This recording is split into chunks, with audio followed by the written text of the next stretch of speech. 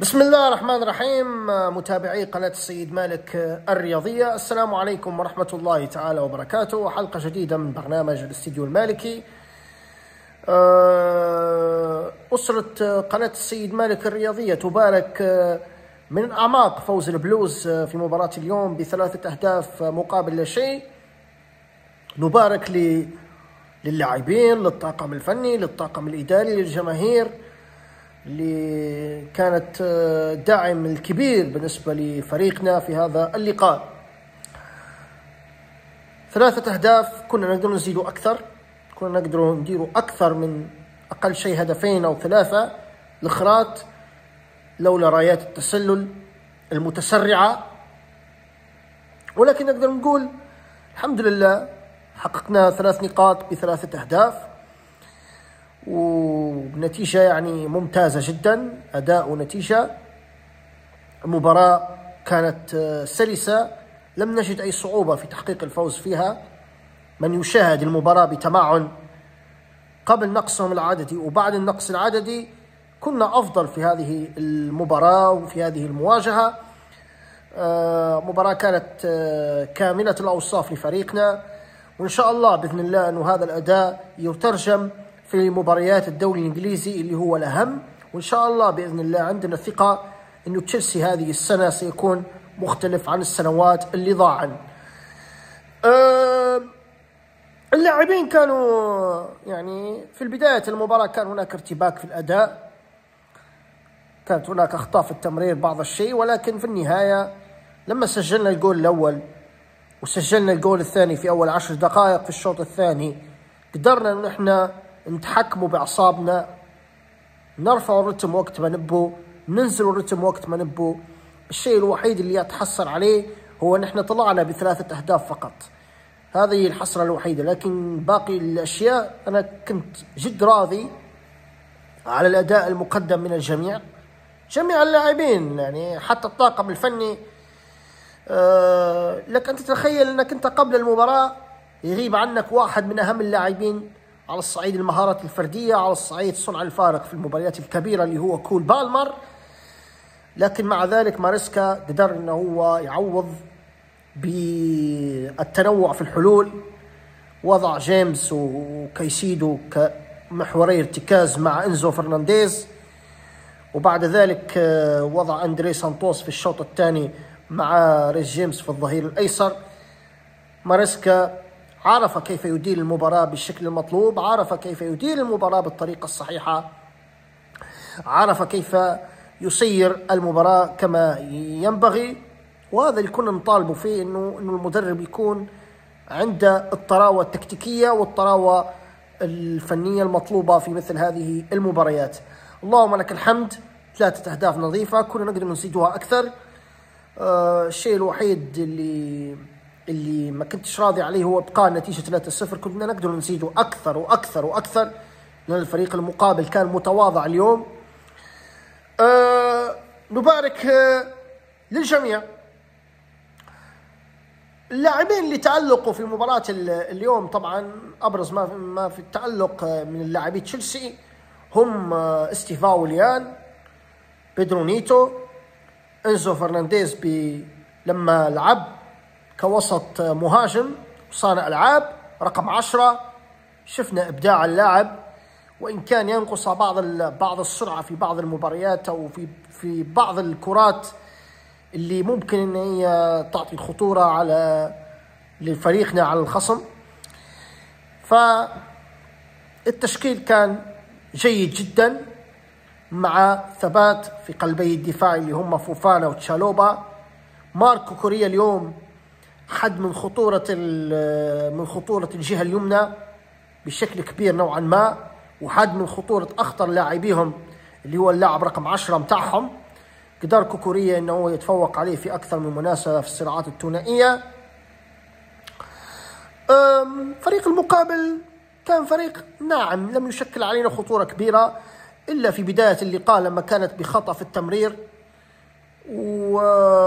وبعض الخربشات. مع ذلك لما تشوف المباراة بدون عواطف، فريقنا كان الأفضل قبل النقص وبعد النقص.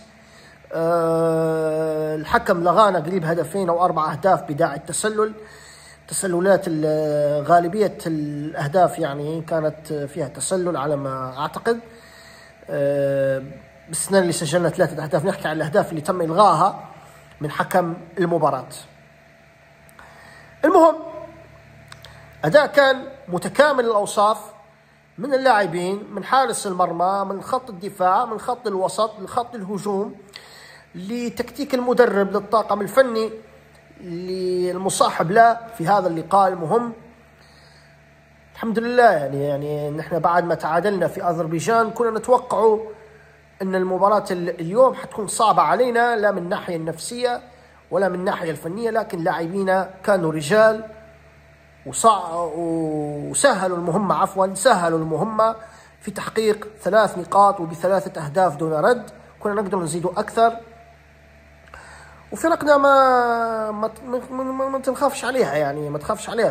فرقنا لما تكون في مأزق في المباريات الكبيرة تعرف تتصرف، وهذا اللي بان يعني. ففوز كان كبير، فوز كان عريض. خلاص يعني نحن تو نقطة رقم 10 من 5 مباريات في مرحلة الدوري. الفوز على فريق بهذا الحجم ب3 أهداف أعتقد أنه يزيدنا من معنويات عالية. هذا الانتصار الرابع على التوالي للبلوز أو الانتصار الخامس في 5 مباريات في جميع المسابقات. الحمد لله الفريق في الطريق الصحيح. من سنوات كنا ننتظر هذا الشيء، ولكن يجب أن نحن ما نحكموش على أشياء من 5 أو 6 مباريات. لازم ننتظروا نهاية السنة كيف حنحصدوا من ثمار هذا الموسم. يعني مباراة كانت يعني بين قوسين كانت شبه سهلة لما درنا الهدف الأول ودرنا الهدف الثاني وأضفنا الهدف الثالث، وكنا نقدر نضيفه أكثر. جميع اللاعبين كانوا رجال في الملعب، من حارس المرمى، من الخط الدفاعي، من خط الوسط لخط الهجوم. الطاقم الفني أدار المباراة بشكل ميسر وبسلاسة كبيرة. زيد على ذلك المباريات اللي على أرضنا. المباراة على أرضنا كانت مهمة جدا أن الجمهور يكون معنا في هذا اللقاء. في النهاية قدرنا نحصد الأهم، وهو 3 نقاط هذا اللقاء. نصل للنقطة 10 في مرتبة متقدمة بين ال8 اللي تتأهل. طبعا تشيلسي عنده مباراتين أو 3، أقل شيء مباراتين ممكن يضمن منهم 6 نقاط. بعد ذلك مش هنحتاج المباراة الأخيرة حسب الحسابات متاع النقاط الدوري متاع دوري أبطال أوروبا. نعود للمباراة. الشوط الأول كان فريقنا أفضل قبل النقص، أتيحت لنا أكثر من فرصة.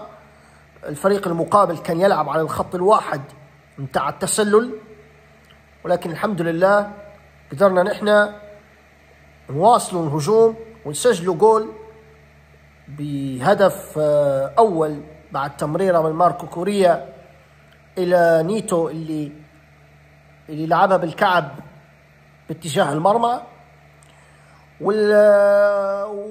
واستغلينا النقص العددي في الشوط الثاني. هدف استيفاو بصراحة بنحكي عن هدف استيفاو شوية.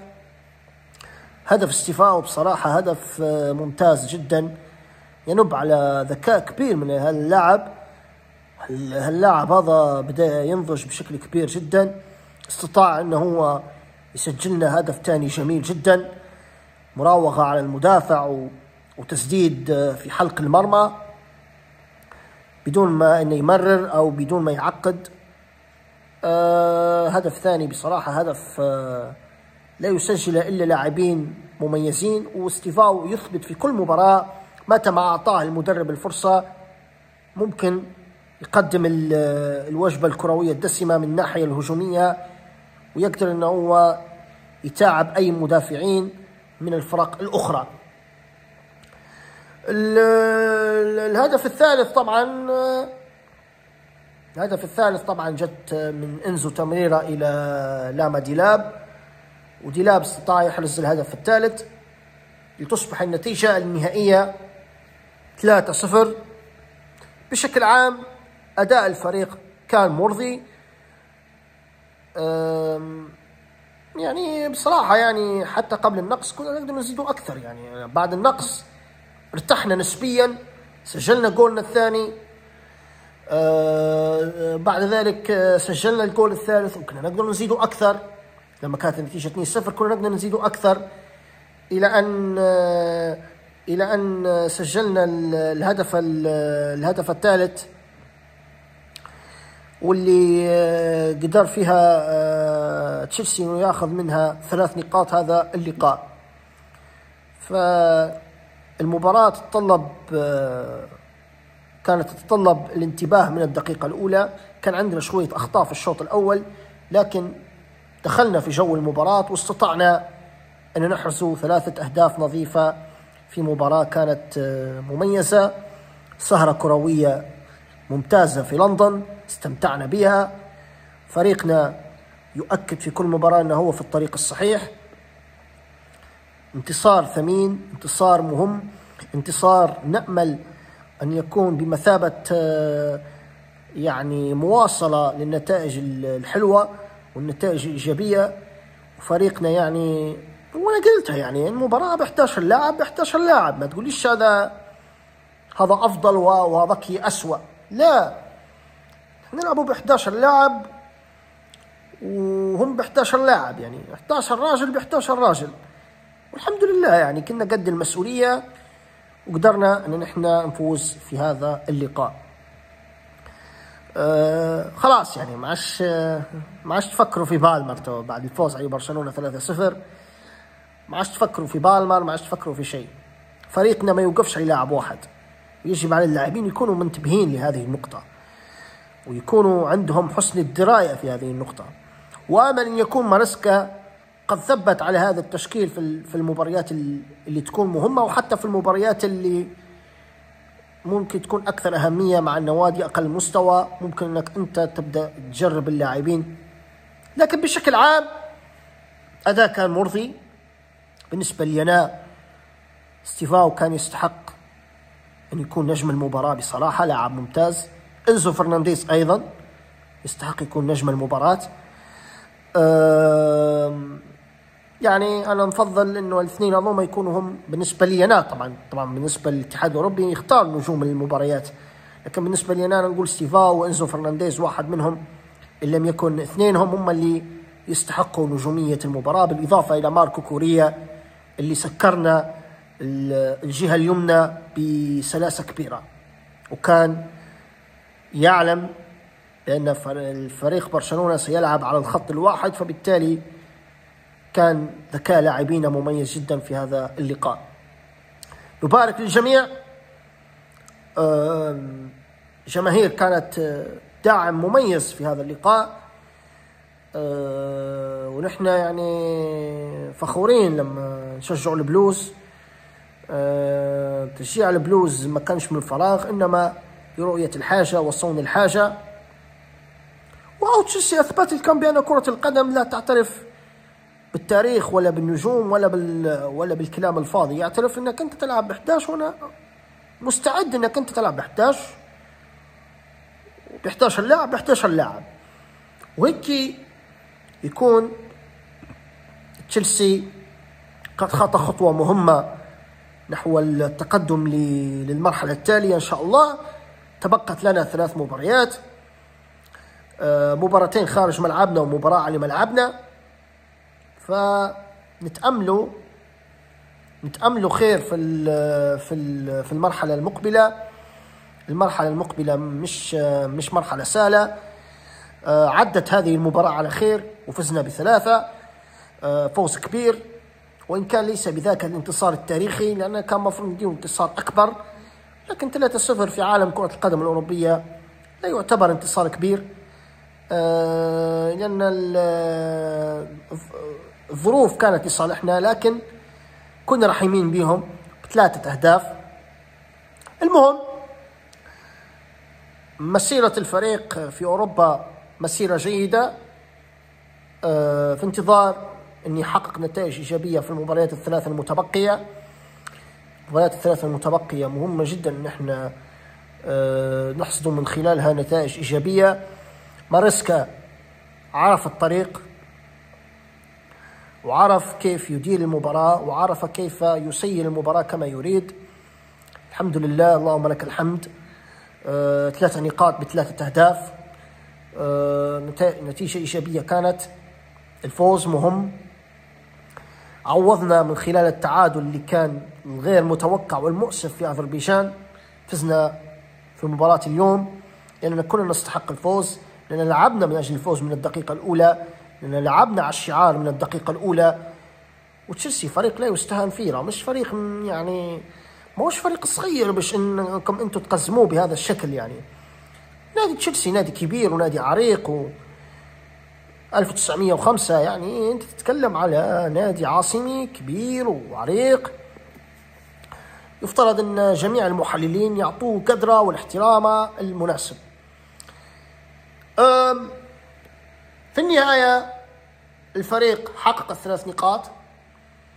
مستوى اللاعبين كانوا كويسين، من الحارس، من المدافعين، من خط الوسط، لخط الهجوم، من الطاقم الفني. أثبت تشيلسي بأنه ماهوش كول بالمر وخلاص. أثبت تشيلسي بأنه هو عنده 11 راجل في الملعب يقدروا أن هم يعتنوا بهم بالفريق متاعنا، يقدروا يعتنوا بالمباريات خلال المرحلة القادمة. فسهرة الأزرق كانت مميزة، كانت رائعة. الفوز على فريق إسباني ب3 أهداف. طبعا احنا فزنا على ريال بيتيس في نهائي دوري المؤتمر 4، واليوم نفوز على فريق نادي FC برشلونة 3-0. يعني دائما احنا كعبنا عالي على الأندية الإسبانية جميعا، من برشلونة، من ريال مدريد، من كل الأندية الإسبانية.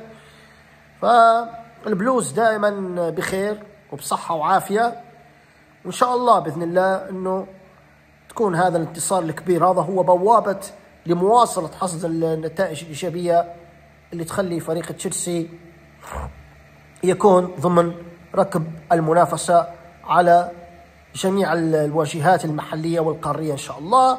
أعزائي المشاهدين، نذهب إلى فاصل ثم نواصل. أهلا بكم مشاهدينا الكرام في الجزء الثاني من حلقة الاستديو المالكي. طبعا الجزء الثاني نواصل فيه الاحتفال بالفوز البلوز على FC برشلونة 3-0. طبعا هي مجرد احتفال بسيط، لأن مش طموحنا الفوز على فريق معين، إنما طموحنا الكبير هو الفوز بكل البطولات اللي يشارك فيها النادي تشيلسي، سواء على الصعيد الدوري الإنجليزي أو على الصعيد دوري أبطال أوروبا. فرحة كبيرة طبعا. نحن الفوز الكبير اللي تحقق ما كانش سهل، ولكن تحقق لأن اللاعبين كانوا على قدر المسؤولية وعلى قدر الشعار وعلى قدر اللبس اللي هم فيه، لبس الفانيليا يعني. فنحن يعني صراحة فرحانين بهذا الانتصار الكبير. عندي ثقة بأن تشيلسي قادر يستثمر هذا الانتصار في المباريات القادمة في الدوري. المباريات القادمة في الدوري حتكون كل مباراة بصعوبتها، حتى في دوري أبطال أوروبا. فريقنا ماشي في نسق ممتاز، نتائج إيجابية كل مباراة، في جميع المسابقات نحن فايزين. فنحن ثقتنا كبيرة إنه الفريق يواصل سلسلة النتائج الإيجابية اللي تخلي الفريق هذا يكمل مسيرته خلال المرحلة المقبلة. فنحن فرحانين بهذا الانتصار، لكن هذه مجرد مباراة، علينا ألا نبالغ في الفرحة. أمامنا مباريات قادمة، منها مباراة الأحد. بالمناسبة مباراة الأحد إن شاء الله حيكون لي حلقة عليها قبلها بيوم إن شاء الله، يوم السبت. جميع اللاعبين كانوا رجال في الملعب، جميع اللاعبين، من حارس المرمى، من الخط الخلفي، من الخط الوسط، لخط الهجوم، حتى اللي خشوا في دكة الاحتياطيين، اللي كانوا في مستوى التطلعات وأثبتوا وجودهم. فريقنا كان ينقص هذا الانتصار الكبير حتى تكون النشوة أفضل وأفضل وأفضل، والمعنويات حتزداد خلال الجولات القادمة، لا على الصعيد الدوري الإنجليزي اللي هو الأهم، ولا كذلك على الصعيد دوري أبطال أوروبا. فدوري أبطال أوروبا يبقى بطولة مجمعة تجمع أقوى الفرق، أنك أنت تأخذ 10 نقاط يعني تقريبا من 5 مباريات يعتبر شيء محترم. فنأمل أن يكون فريقنا على أتم الاستعداد للمرحلة المقبلة. مرحلة الماضية عدت، الفوز يعني ورا فوز ورا فوز ورا فوز يخليك أنت تنتعش أكثر، غير أنك أنت لما تفوز وتتعثر هذا مش من قواميس الأندية الكبرى. الكل كان في المستوى المطلوب، من الخط الخلفي، من الأظهرة، من خط الوسط الهجومي والدفاعي، من الأجنحة سواء جاراتشو أو ستيفاو أو بيدرونيتو أو لاما ديلاب أو جيمي جينتيز أو كل اللاعبين يعني حتى ريس جيمس أيضا لما لعب في الوسط وبعدين لعب كظهير. ففريقنا ماشي في الطريق الصحيح الحمد لله. يبقى فقط استغلال تلك النشوة للمنافسة على الدوري الإنجليزي اللي هو الأهم، واللي نحن كتشيلساوية نبحث عن اللقب الدوري الإنجليزي اللي غاب علينا لسنوات طويلة، ونحن بإذن الله قادرين نحن ننافسوا على البطولة هذه لو اللاعبين تحلوا بروح الإصرار في كل مباراة. نحن علينا ألا نبالغ في الفرحة. أمامنا مباريات حتكون أصعب من هذا اللقاء، كل لقاء حيكون بصعوبته. نحن نادي كبير، لازم نحن نتواضعوا في الفوز وفي التعادل وفي الخسارة، وقادرين إن شاء الله نحن نكون متواضعين أكثر في المباريات القادمة. أقصد التواضع الذهني، ما أقصدش التواضع في النتائج. فالانتصار يتلوها انتصار، والفوز يتلو فوز، والفرحة تتلو فرحة. فنحن عندنا الثقة إنه نحن إن شاء الله نكونوا في مستوى التطلعات في المنافسة. طبعا حظوظ تشيلسي في التواجد بين الثمانية الكبار حظوظ وافرة، وإن كانت لن تكون سهلة. عندنا 3 مباريات، مباراتين في إيطاليا ومباراة في لندن، لازم نحن بإذن الله نأخذ منهم نتائج إيجابية حتى توصلنا للمرحلة القادمة، واللي هي المنافسة على التأهل إلى الدور 16 الرئيسي لدوري أبطال أوروبا. علما أنك أنت احتمال بتقابل فرقان قوية، يعني بتقابل فرقان عندهم لاعبين أيضا وعندهم تاريخ، فلازم نحن نكون مستعدين لأي فريق. يعني نحن عليش نشارك؟ نحن هل نشارك من أجل الاحتكاك وكسب الخبرة وفوز على الكبار فقط؟ لا، جاي ناخذ البطولة زي أي فريق. الفوز على أحد الأندية المنافسة ب3 أهداف نظيفة وأخذ ال3 نقاط منا هو بمثابة مفتاح التقدم لقدام. فنحن نتأملوا إن الفوز هذا يكون بمثابة مواصلة للنتائج الإيجابية، مواصلة للمستويات الحلوة والنتائج الحلوة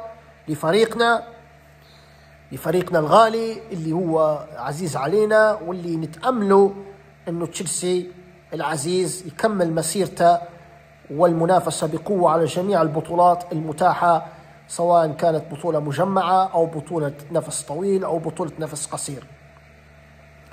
وفي النهاية نحن نلعب كأبطال العالم، يعني باسم بطل العالم. نحن أبطال العالم في شهر 7، فيجب على الجميع لا يستخف بتشيلسي. فريق تشيلسي فريق كبير ومن حقه إنه هو يلعب على البطولة زي أي نادي في العالم، مش من حقك انت ولا غيرك انك انت تقول بان تشيلسي يلعب على الادوار الرئيسيه، لا، نلعب على البطوله دائما.